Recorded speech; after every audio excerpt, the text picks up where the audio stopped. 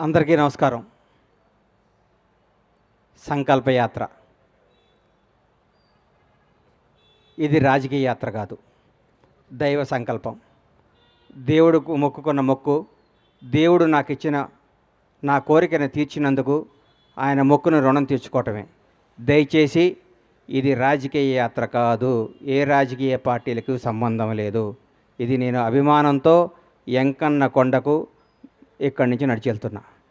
ముఖ్యంగా నాకు జన్మనిచ్చిన నా తల్లిదండ్రులకు, నాకు బతుకునిచ్చిన నా షాద్నగర్ గడ్డకు, 4.5 దశాబ్దాల కిందట ఈ ఊర్లో అడుగుపెట్టాం. మామూలు కుటుంబంగా అడుగుపెట్టిన మాకు ఈ స్థాయి, ఈ స్టేటస్, ఈ అంతస్తు ఇచ్చిన ఈ షాద్నగర్ గడ్డ ఈ ప్రపంచంలో నాకు ఎంత ఇష్టమైన గడ్డ.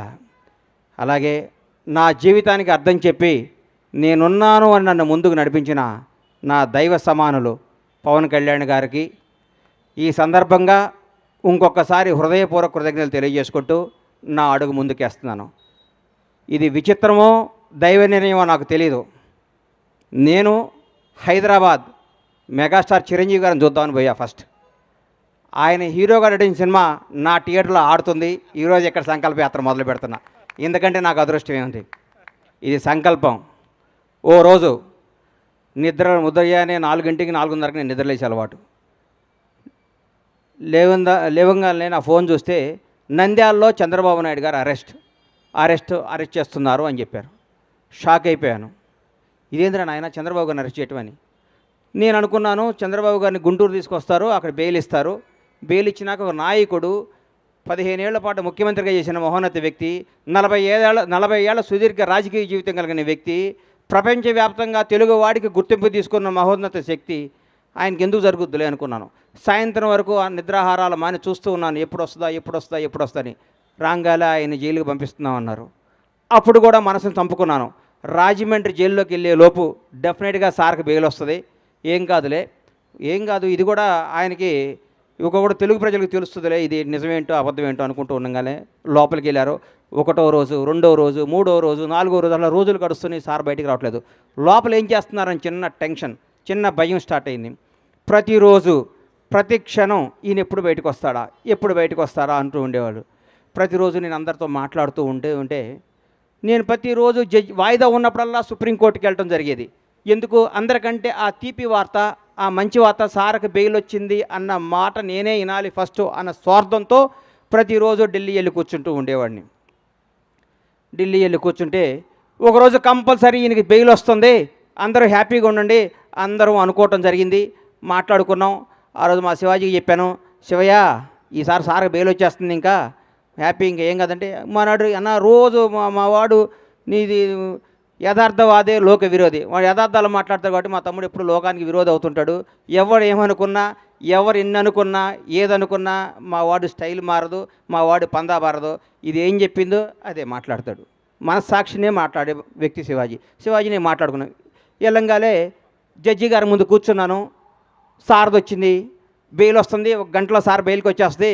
హైదరాబాద్ వెళ్ళిపోతే ఆనందం చూస్తే ఆ గౌరవ న్యాయస్థానంలో ఆ జడ్జి గారు ఒకటే మాట అన్నారు, ఇది నాట్ బిఫోర్ మీ అని ఫైల్ పక్కన పడేశారు.